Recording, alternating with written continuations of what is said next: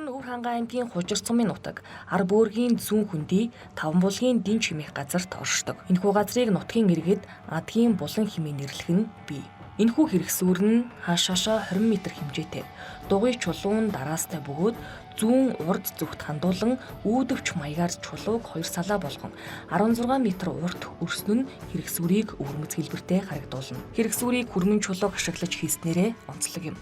Энэхүү дурсгал нь хүрэл зэвсгийн үед холбогдох бөгөөд уг дурсгалаас холгүй зүүн урд хүндээд 800 м зайд нэгэн буган чулуун хөшөө болон түргийн үеийн хүн чулуун хөшөө дурсгал бий. Хүн чулуун хөшөөг шаргал өнгийн боржин чулуугаар хийсэн бөгөөд хүний дүрсийг тойн байдлаар толгой цэжийг дүрслэн гаргасан.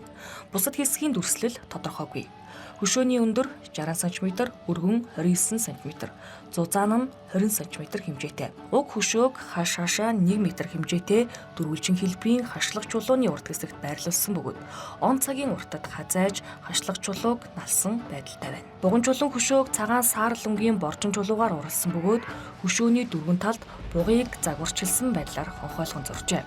Хөшөөний өндөр 175 см, өргөн 37 см, зузаан 31 см хэмжээтэй.